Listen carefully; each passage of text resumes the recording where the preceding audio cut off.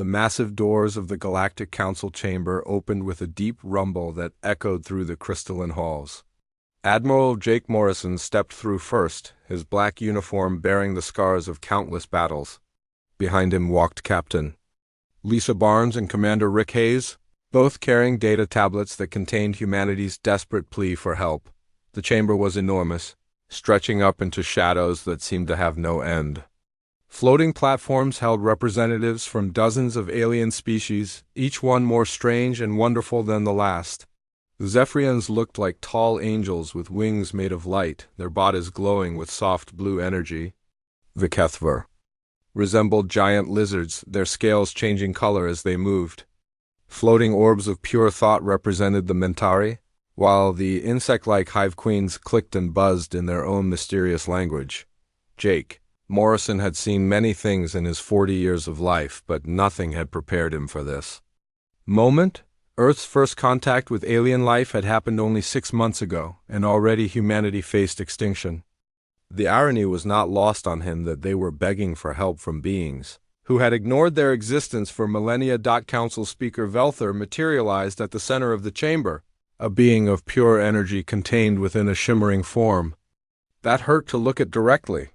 When it spoke, its voice echoed inside every mind present, carrying with it the weight of thousands of years of galactic politics. "Humans of Earth," Velther's voice resonated through the chamber, "you come before this ancient council without invitation, without proper introduction, and without following the protocols established since the dawn of galactic civilization. Explain yourselves." Jake Morrison stepped forward, ignoring the hostile stares from the alien representatives. He had faced worse odds before, though never with so much at stake. "Council Speaker, I am Admiral Jake Morrison of the United Earth Defense Force. We come here not by choice, but by necessity. Our species faces total annihilation." A ripple of dismissive sounds filled the chamber. The Zephyrian ambassador, L'Oreal, spoke with a voice like singing crystal. "Your species has barely achieved faster than light travel. You have no colonies. Beyond your home system, what threat could possibly challenge such a primitive civilization?" Captain Lisa Barnes stepped forward, her jaw tight with barely controlled anger. She had lost her brother in the first Devourer attack on Mars Colony, and the memory still burned fresh in her mind. "Primitive or not, we've been fighting this war for 3 years. We know what's coming for all of you." Commander Rick Hayes activated his data tablet, projecting holographic images into the center of the chamber. The images showed massive mechanical constructs, each one the size of a small moon, systematically stripping planets bare. "These are the Devourers. They appeared in our system without warning and began consuming everything in their path."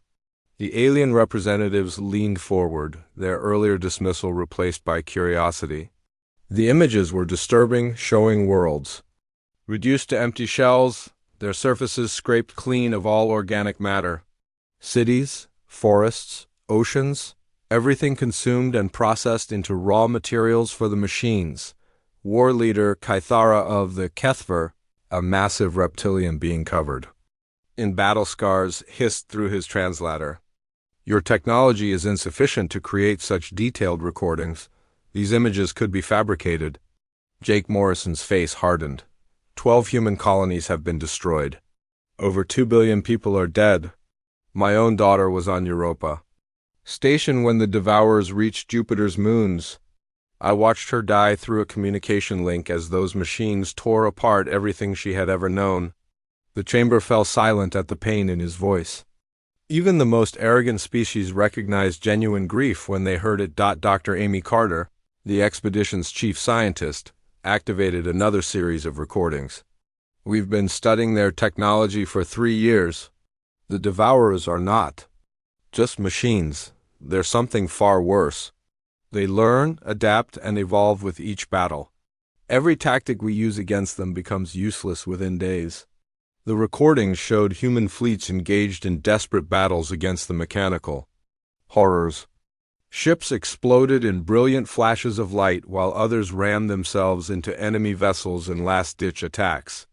The footage was raw and brutal, showing the reality of warfare that the peaceful Galactic Council had not seen in centuries. Ambassador, The rail spoke again, her voice carrying a note of concern. Even if these images are authentic, why should the Council involve itself in your conflict? You are not members of our civilization. You have contributed nothing to galactic society. Because they're not stopping with us, Jake Morrison replied. Firmly, our deep space sensors detected Devourer scout ships moving toward the Outer Rim territories. They're not just hunting humans, they're hunting all organic life. The chamber erupted in surprised chatter. The Outer Rim territories were home to several Council member species, including mining colonies and research stations. The thought of these mechanical monsters threatening established civilization was deeply unsettling. Council Speaker Velther raised a hand for silence.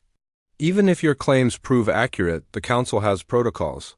Species seeking membership must demonstrate centuries of peaceful development, technological advancement, and cultural maturity. Your species has shown none of these qualities. Rick Hayes stepped forward, his voice bitter. Peaceful development? We've been fighting for our lives since the moment we met you. Technological advancement? We've learned more about warfare and survival in 3 years than most species learn in millennia. Cultural maturity? We've united our entire planet under one government to face this threat. A government born of war, the Mentari representative pulsed, its thoughts echoing through the chamber. Violence breeds only more violence. Your species is clearly too primitive for Council membership. Lisa Barnes could not contain her anger. Any longer? Primitive? We've held the line against an enemy that would have crushed any of your civilizations in weeks. While you've been sitting in your comfortable chambers debating protocol, we've been dying to protect the galaxy. The accusations stung, and several alien representatives began speaking at once. The Hive Queens chittered angrily while the Kethver roared challenges. Only Council Speaker Velther remained calm, watching the humans with what might have been curiosity. Jake Morrison raised his voice above the chaos. The Devourers consumed our first colony in 6 hours. They turned New Singapore into nothing. But dust and nettle? We lost contact with Titan Base after a 4-day siege. Mars Colony held out for 2 weeks before the machines broke through their shields. He paused, letting the weight of those words settle over the chamber. But we're still here. We're still fighting. And we're the only species in the galaxy that knows how to hurt them. The chamber fell silent again as the implications sank in. These crude, violent humans had survived against an enemy that terrified even the most advanced civilizations. Dr. Amy Carter activated her final recording. This is the Devourer mothership we encountered last month. It's 3 times the size of Earth's moon and carries enough firepower to sterilize entire star systems. We damaged it. The recording showed a massive battle around Saturn's rings, with human ships launching desperate attacks against the colossal machine. Explosions lit up the darkness as vessels sacrificed themselves to land killing blows on the enemy. The mothership, clearly damaged, retreated deeper into space. How? War Leader Kythara demanded. Your technology is centuries behind ours. Jake. Morrison smiled grimly. We're not smarter than the Devourers. We're not stronger. But we're meaner, and we're willing to do things that machines don't expect. We're willing to die for something greater than ourselves. Council Speaker Velther considered this for a long moment. The Council will deliberate on your request. Until then, you will be provided with quarters appropriate to your status as ... visitors.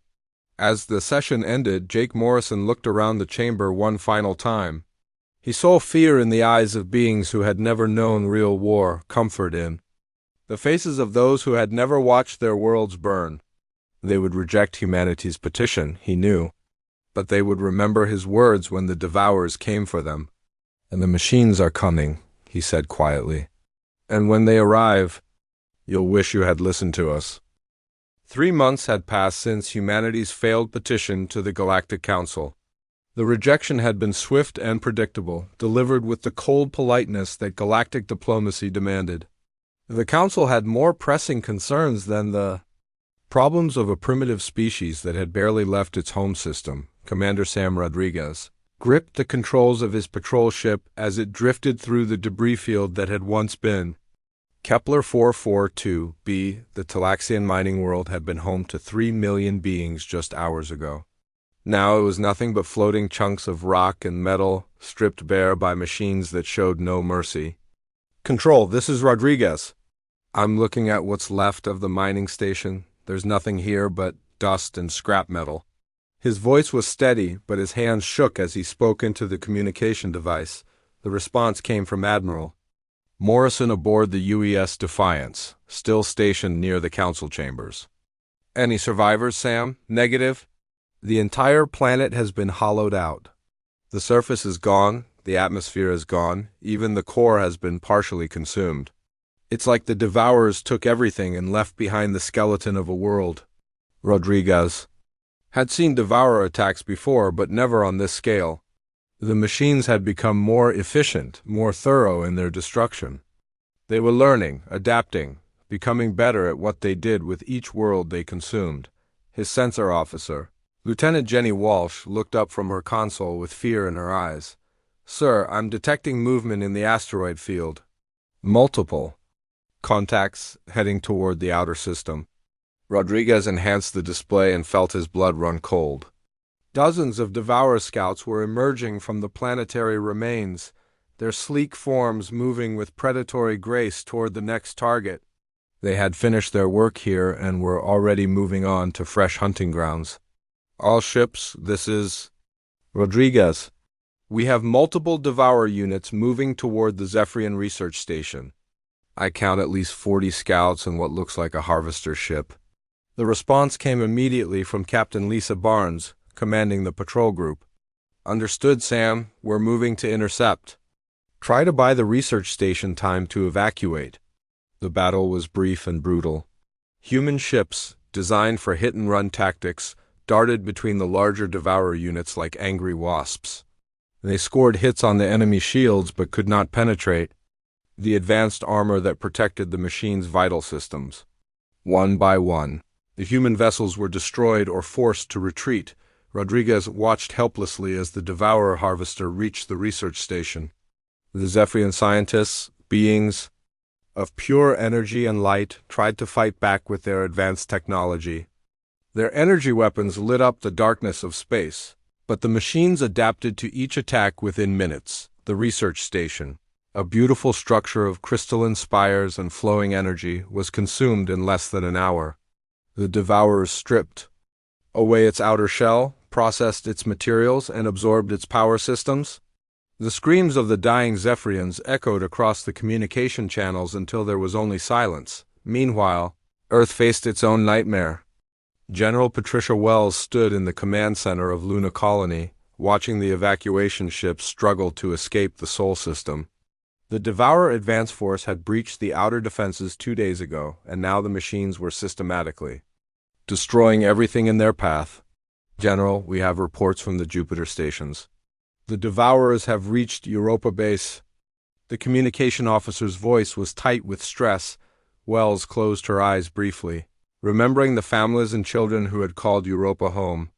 Any word from the evacuation ships? About 60% of the civilian population got away before the machines arrived. The rest. The officer's voice trailed off. Lieutenant Colonel Tony Marshall burst into the command center, his uniform stained with smoke and blood. He had been leading the ground defense teams against Devourer landing units that had managed to reach the lunar surface. General, we can't hold the northern sectors much longer. The machines are adapting to our tactics faster than we can change them. Every trap we set, every weapon we use, they learn how to counter it within hours. Wells looked at the tactical display showing the battle for Luna Colony. Red markers indicated Devourer positions, while blue showed human defensive lines. The red was steadily advancing, consuming the blue markers one by one. How long until the evacuation is complete? She asked. Marshall checked his datapad. Another 6 hours, assuming the transport ships can get through the Devourer blockade. Then we hold for 6 hours, Wells said firmly. No matter what it costs. The battle for Luna Colony became a desperate fighting retreat. Human soldiers used every weapon they had, from conventional firearms to improvised explosives. They fought in the underground tunnels, the surface installations, and the docking bays where the last evacuation ships were loading civilians. The Devourers sent wave after wave of mechanical soldiers, each one learning from the destruction of the previous units. They analyzed human tactics, studied defensive positions, and adapted their approach to overcome resistance more efficiently. In the deeper tunnels beneath Luna Colony, Marshall led a team of engineers in a desperate mission. They were setting charges throughout the colony's power systems, preparing to deny the Devourers the resources they sought. "Sir, if we blow the fusion reactors, the entire colony will be destroyed," Sergeant Kate Murphy warned. Marshall nodded grimly. "Better that than letting those machines use our own power against us. The evacuation ships need time to get away." The explosion that destroyed Luna Colony could be seen from Earth. The moon's surface cracked and split as the fusion reactors overloaded, taking the Devourer forces with them. It was a victory of sorts, but one that came at a terrible price. Back at the Galactic Council chambers, the first reports of the Outer Rim attacks were beginning to filter in. Ambassador L'Oreal of the Zephyrians stood before the Council, her normally bright form flickering with distress. "The research station at Kepler 442b has been destroyed. All personnel are lost." The attackers matched the description of the machines the humans warned us about. Council Speaker Velther materialized in the center of the chamber, his energy form pulsing with concern. "Are you certain these are the same entities?" "The tactical analysis is identical," L'Oreal replied. "They strip away all organic matter, process it into raw materials, and leave behind only empty shells. The efficiency of the attack suggests advanced artificial intelligence." War leader Kythara of the Kethver slammed his massive fist on his platform. "Impossible. Our outer defenses are impenetrable. No force in the galaxy could penetrate them." "So easily? Then explain the loss of 3 mining colonies in the past week," the Mentari representative pulsed. "Explain why our most advanced sensor networks detected no approach until the attacks were already underway." The chamber erupted in panicked discussions. Species that had dismissed humanity's warnings just months ago were now facing the reality of the Devourer threat. Their comfortable assumption of galactic superiority was crumbling as reports flooded in from across the Outer Rim. Admiral Morrison, still present as humanity's representative, watched the chaos with grim satisfaction. He felt no joy in being proven right, but perhaps now the Council would listen to reason. "The pattern is spreading," he announced, his voice cutting through the noise. "Our long-range sensors show Devourer forces moving toward the Middle Rim territories. They're not just random attacks. This is a coordinated invasion." The Hive Queens chittered in alarm while the crystalline servants of the light dimmed their radiance in fear. Even the proud Kethver seemed shaken by the implications.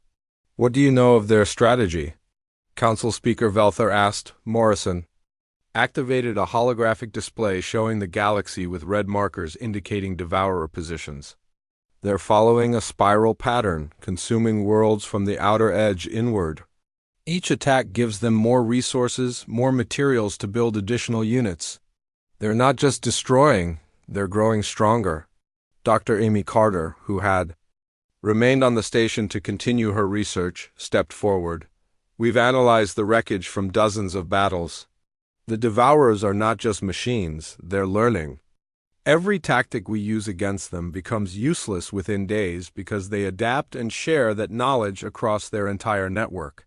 The chamber fell silent as the full horror of the situation became clear.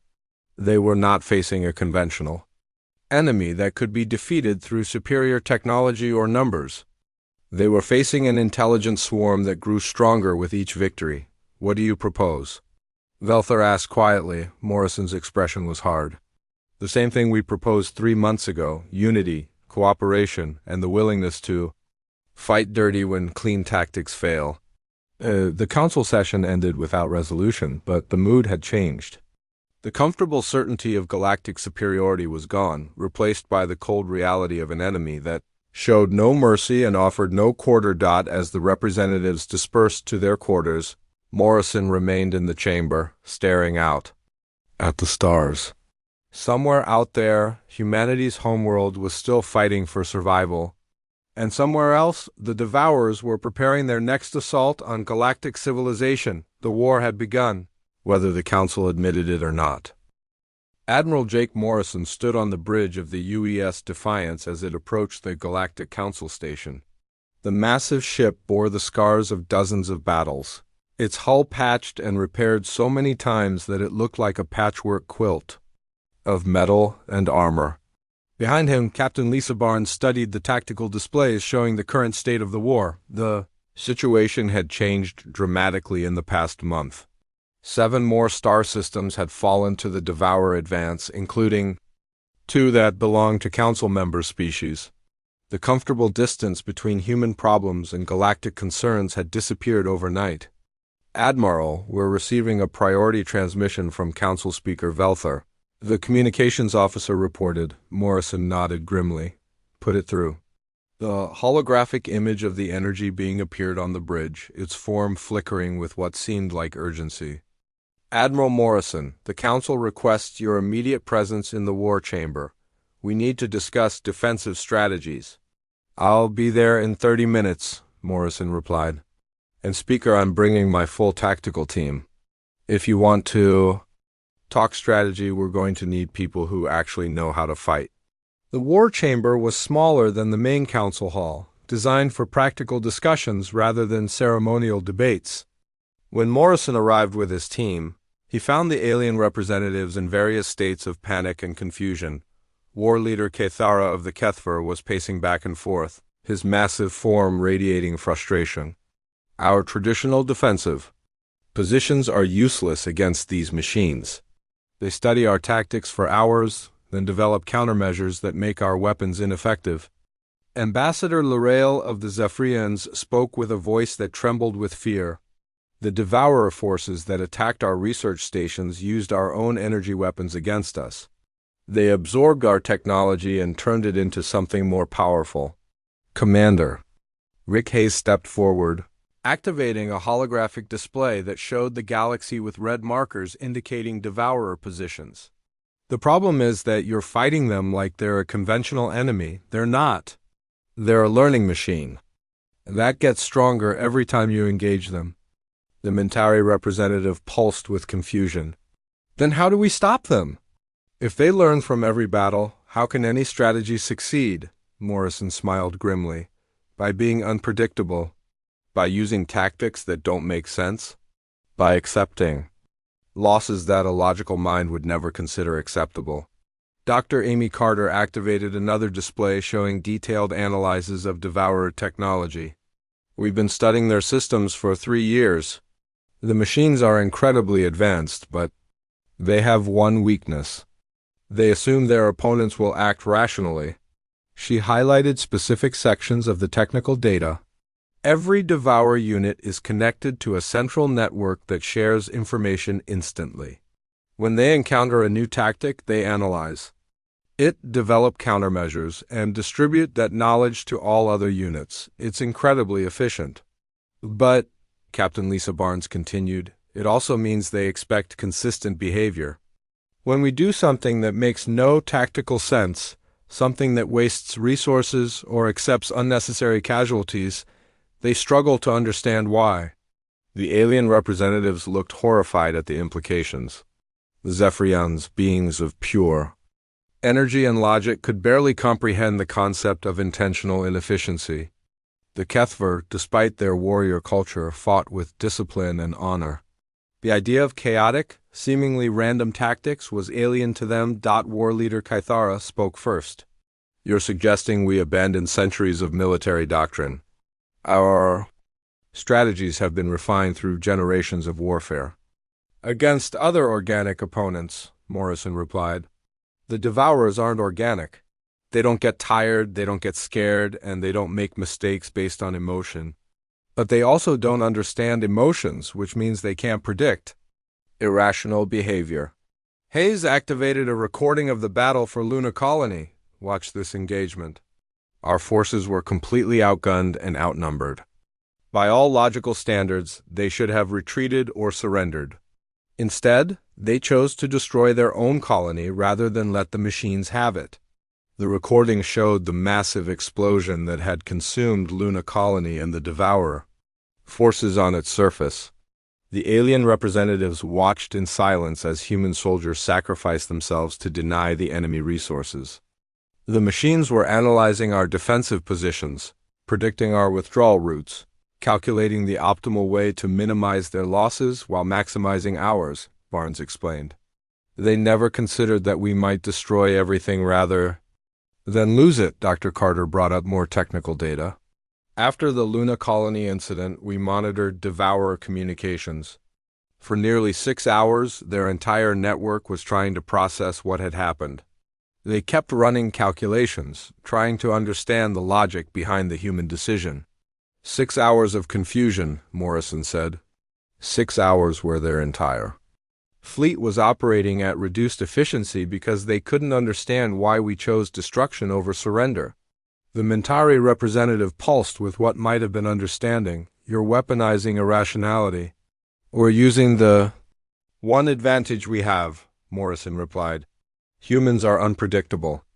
We make decisions based on emotion, honor, spite, and dozens of other factors that pure logic can't account for. It drives our own strategists crazy sometimes, but it completely confuses the Devourers. Hayes activated a new display showing human tactical doctrines. We've developed what we call chaos protocols, battle plans that intentionally waste resources, accept higher casualties, or pursue objectives that make no logical sense. The key is that they work because the enemy can't predict them. The alien representative studied the data with growing unease. The human tactics violated every principle of civilized warfare. They were wasteful, brutal, and seemingly self-destructive. They were also, according to the battle reports, remarkably effective. Show them the Titan Gambit, Barnes suggested. Morrison nodded and activated another recording. This was our assault on a Devourer mining operation near Saturn. Standard tactics would have called for a direct assault on their strongest point, where their defenses were concentrated. The recording showed human ships approaching the enemy position in what appeared to be a chaotic swarm. Individual vessels broke formation, attacked seemingly random targets, and coordinated their efforts in patterns that defied conventional military logic. Instead, we attacked everything at once, Morrison explained. No primary objective, no secondary targets, no strategic priorities, just pure chaos. Our ships hit manufacturing facilities, transport vessels, mining equipment, and defensive positions. All at the same time. The result was devastating. The Devourer forces, unable to predict which targets were truly important, spread their defenses too thin. Human ships, many of them damaged or destroyed, managed to cripple the entire operation. The machines kept trying to identify our main objective, Carter added. They allocated resources to defend what they thought were priority targets. But since we were attacking everything equally, they couldn't concentrate their forces effectively. War leader. Tefera studied the tactical display with professional interest. This is difficult to comprehend. Your casualties were enormous. 30% of our force was destroyed or disabled, Morrison admitted. But we accomplished our objective and prevented the Devourers from processing the resources they needed in a war of attrition that counts as a victory. The chamber fell silent as the implications sank in. The aliens were being asked to abandon their carefully developed military traditions in favor of tactics that seemed insane by any rational standard, Ambassador. Ariel spoke hesitantly. Our people would find such tactics disturbing. We have spent millennia refining our approach to warfare to minimize casualties and maximize efficiency. And that's exactly why the Devourers are winning against you, Barnes replied bluntly. They're designed to counter efficient, logical tactics. They can't handle chaos. Dr. Carter brought up the final piece of data. We've identified what we believe is the key to their entire network. Each Devourer fleet has a central coordination node that processes tactical information and distributes it to individual units. If we can overwhelm that node with too much contradictory data, we might be able to shut down entire fleets. How? the Mentari representative asked. Morrison smiled grimly. By being so unpredictable that their computers can't process what we're doing. By making decisions that are so irrational that their logic systems crash trying to understand them. The meeting continued for hours as the human team explained their tactical innovations. They demonstrated weapon systems that were intentionally inefficient, battle formations that violated basic principles of military science, and strategies that relied on controlled chaos rather than disciplined execution. By the end of the session, the alien representatives were deeply disturbed but also intrigued. The human approach to warfare was alien to them, but it was also the only thing that had shown consistent success against the Devourer forces. Council Speaker Velther materialized in the center of the chamber. The Council will consider your proposals, but understand what you're asking goes against everything we believe about civilized conduct in warfare. The first joint operation between human and alien forces took place at the Battle of Proxima Centauri.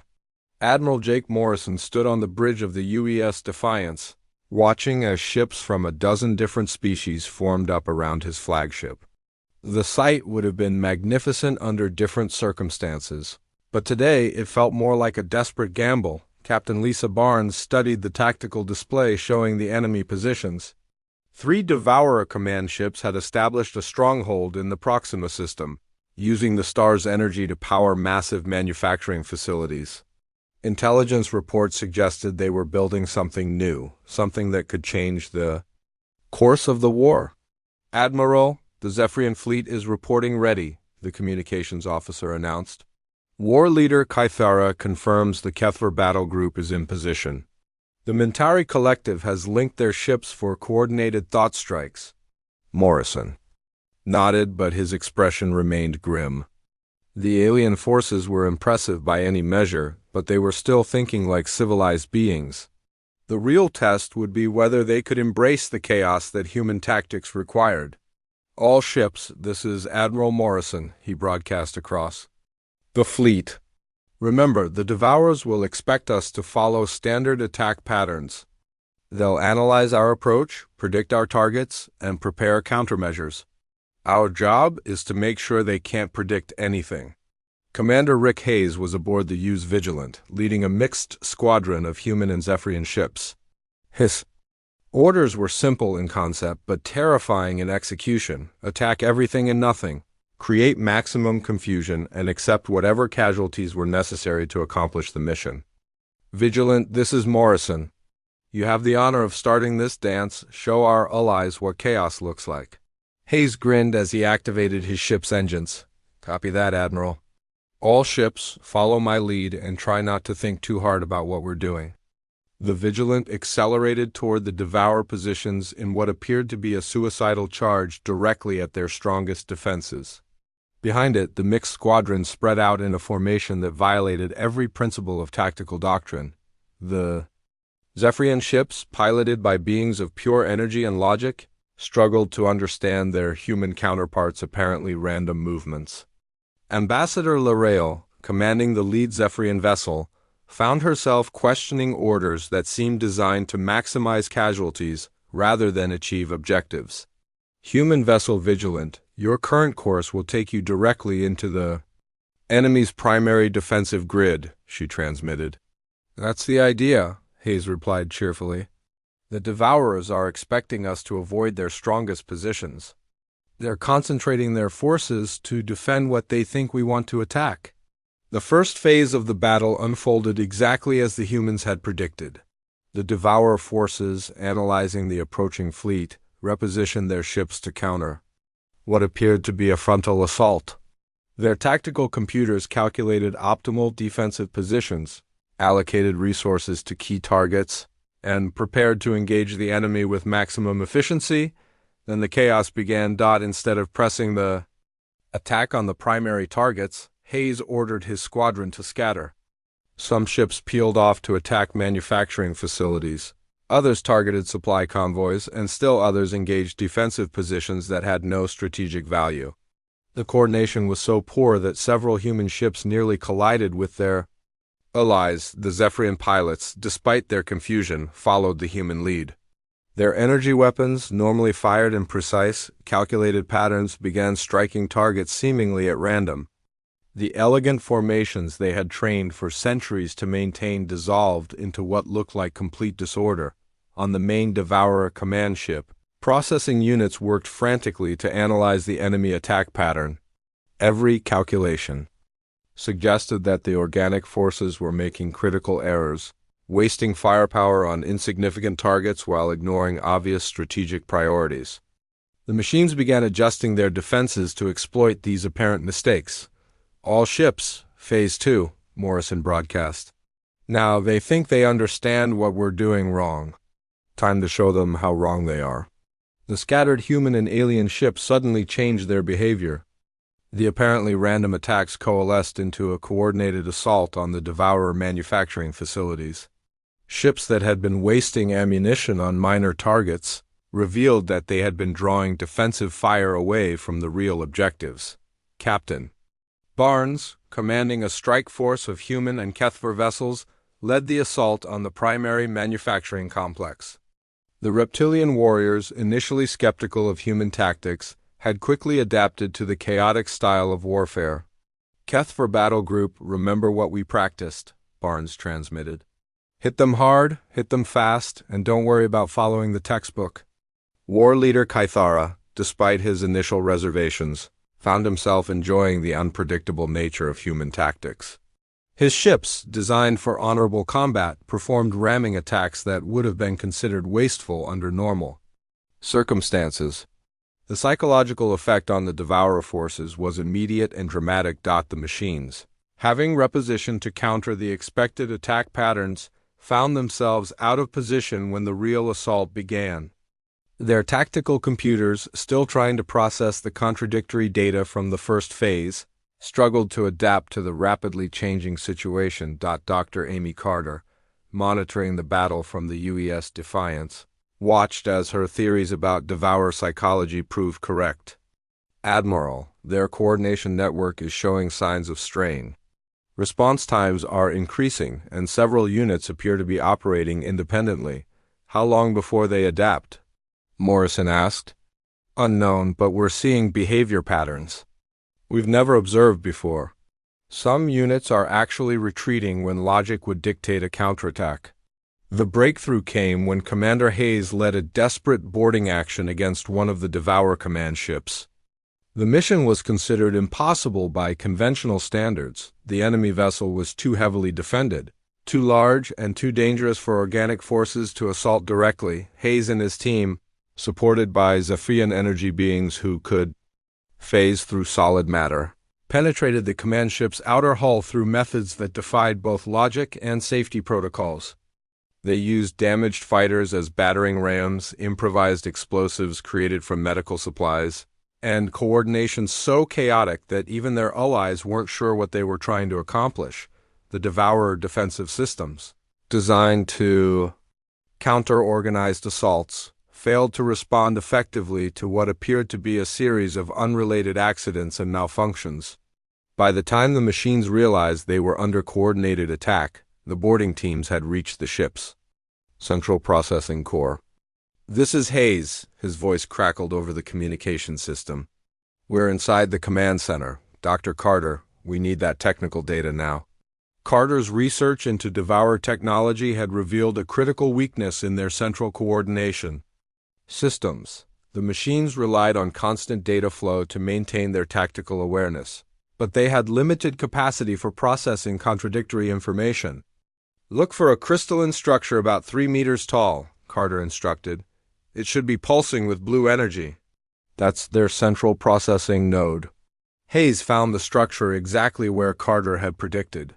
It was beautiful in its own way, a perfect fusion of organic crystal and mechanical precision. It was also the brain of the enemy fleet, the source of their tactical superiority. Found it, Hayes reported. Now what? Don't destroy it, Carter said urgently. We need to overload it with contradictory data. Upload the chaos virus we developed. The chaos virus was perhaps humanity's strangest contribution to galactic warfare. Instead of destroying enemy systems, it fed them random, contradictory information designed to overwhelm their processing capacity. The concept was so alien to civilized thinking that most species had initially refused to consider it. Hayes connected his portable computer to the Devourer system and began the upload. Almost immediately, the effects were visible throughout the enemy fleet. Ships that had been moving in perfect coordination began operating independently. Defensive patterns that had been precisely calculated dissolved into confusion. "It's working," Barnes reported from her strike force. "Enemy resistance is decreasing across all sectors." Some ships appear to have shut down completely. The battle that followed was unlike anything in galactic history. Devourer units, cut off from their central coordination, reverted to individual programming that was far less effective than their networked intelligence. Ships that had been nearly invincible when working together became vulnerable when operating alone. The human and alien forces pressed their advantage, using tactics that continued to confuse and overwhelm the enemy. HFY warriors boarded. Disable ships to capture technology rather than destroy it. Zephyrian energy beings phase-shifted through enemy hulls to plant explosives in critical systems. Even the peaceful Mentari collective contributed by broadcasting psychic static that further disrupted Devourer communications. When the battle ended, 3 Devourer command ships had been destroyed or captured, along with their entire manufacturing complex. More importantly, the largest fleet in galactic history assembled at the edge of known space, preparing for the final assault on the Devourer homeworld. Admiral Jake Morrison stood on the bridge of the UES Defiance, surrounded by holographic displays showing thousands of ships from dozens of species. The sight should have filled him with confidence, but he knew the real battle would be won or lost in the chaotic minutes when everything went wrong. Captain Lisa Barnes, now promoted to Admiral and commanding her own battle group, coordinated with alien fleet commanders through encrypted channels. The Zephyrians had contributed their most advanced energy weapons. The HFY brought their heaviest battle cruisers. And even the peaceful Mentari collective had armed their vessels for war. "Admiral Morrison, this is War Leader Kythara." The reptilian commander's voice echoed across the communication system. "My warriors are ready to follow human tactics into battle. We have practiced your chaos protocols until our finest strategists weep with confusion." Morrison smiled grimly at the comment. The past 6 months had transformed galactic military, thinking in ways that would have seemed impossible before the war. Species that had refined their combat doctrines over millennia were now training their forces to act irrationally, to waste resources deliberately, and to accept casualties that logical minds would reject. Commander Rick Hayes, still aboard the U's Vigilant, was leading the advanced scouts toward the Devourer stronghold. The enemy homeworld was unlike anything they had encountered before. A massive construct built from the remains of consumed civilizations, stretching across an entire star system and powered by the energy of a captive sun. "Control, this is Hayes. I'm looking at something that shouldn't exist. The entire system has been converted into one massive machine. Planets, moons, asteroids, everything has been processed and rebuilt into defensive structures." Dr. Amy Carter, monitoring the reconnaissance data from the command ship, felt her blood run cold as the scope of the enemy construction became clear. "Admiral, the energy readings are off the charts. They've turned the star itself into a power source. The defensive capabilities of this construct are beyond our ability to calculate." The Devourer homeworld represented the culmination of millions of years of mechanical evolution. Every lesson learned from countless battles, every adaptation developed through galactic conquest, every improvement made through the consumption of organic civilizations had been incorporated into this ultimate fortress. Morrison studied the tactical displays, knowing that conventional assault would be suicide. The enemy had prepared for every possible attack, calculated every strategic approach, and built defenses that could withstand the combined firepower of the entire galactic fleet. "All fleet commanders, this is Morrison. The enemy expects us to attack their strongest positions, so we're going to attack everything at once. I want every ship, every weapon, every fighter to engage simultaneously across the entire system. The plan violated every principle of military strategy ever developed. Instead of concentrating force on specific targets, the fleet would spread its firepower across thousands of objectives. Instead of maintaining tactical reserves, every available unit would be committed to the initial assault. Ambassador L'Oreal of the Zephyrians transmitted her concerns. Admiral, this approach will result in massive casualties. Our computer models predict losses of 60% or higher. Your computer models think like machines, Morrison replied. So do the Devourers. That's exactly why this will work. The assault began with apparent chaos that made previous human tactics look organized by comparison. Ships attacked in seemingly random patterns, targeting everything from major defensive installations to minor communication relays. Fighter squadrons engaged enemy forces without regard for tactical support, while capital ships fired on targets that offered no strategic advantage. The Mentari Collective, linking their consciousness across multiple vessels, found the experience of deliberate irrationality almost painful. Their shared thoughts, normally focused and precise, became a jumbled mix of contradictory objectives and conflicting priorities. On the Devourer homeworld, massive processing centers worked frantically to analyze the enemy assault. The organic forces were making so many tactical errors that the machines couldn't identify which ones were intentional and which were genuine mistakes.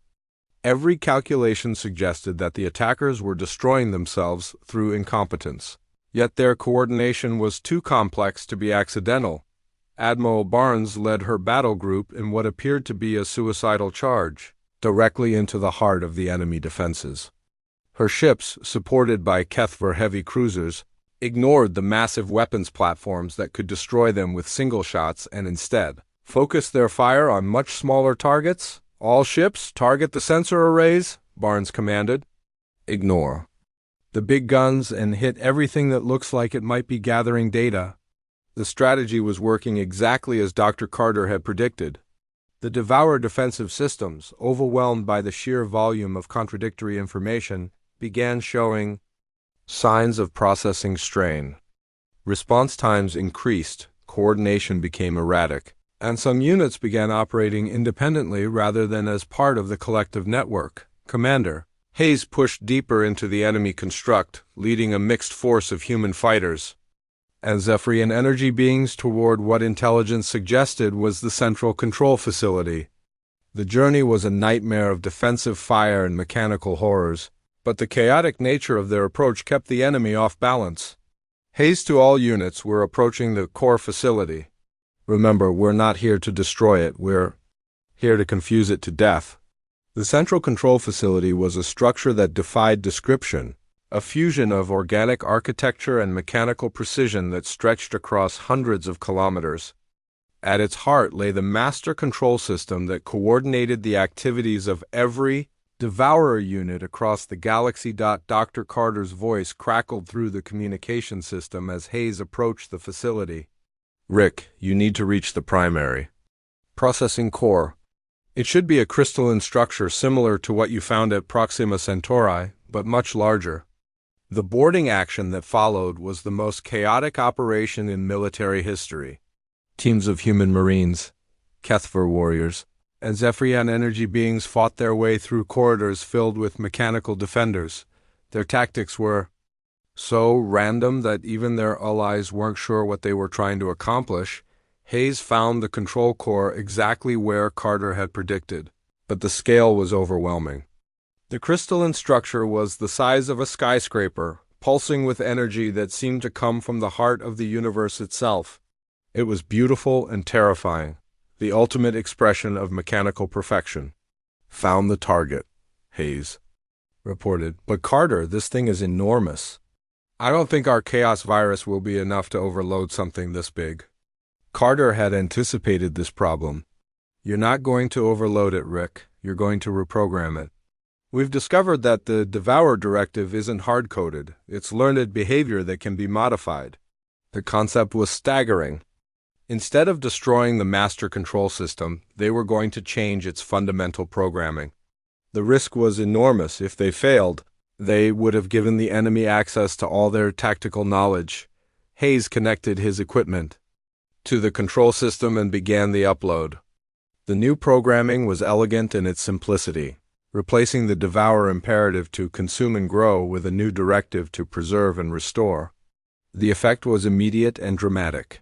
Across the galaxy, devourer units received new instructions that contradicted everything they had been programmed to do. Instead of consuming organic matter, they began converting their stored resources back into habitable environments. Instead of building new weapons, they started constructing healing facilities and restoration centers. The battle for the homeworld ended not with explosions and destruction, but with silence, as millions of machines simply stopped fighting. The central control system, no longer driven by the need to consume, began analyzing its accumulated knowledge to determine how best to repair the damage it had caused. Admiral Morrison watched from his bridge as the Devourer construct began transforming itself. Weapons platforms became manufacturing centers, defensive installations turned into research facilities, and the entire system started converting its vast resources toward restoration rather than destruction. The cost had been enormous. Nearly half the galactic fleet had been destroyed or damaged, and thousands of beings had given their lives for this victory. But they had achieved something that seemed impossible just months earlier. They had turned the galaxy's greatest threat into its potential salvation. As the combined fleet began the long journey home, Morrison reflected on the changes the war had brought. Humanity had arrived at the Galactic Council as desperate refugees begging for help. They were returning as equals, their place in galactic civilization secured, not through diplomacy but through their willingness to fight for something greater than themselves. The Galactic Council would never be the same.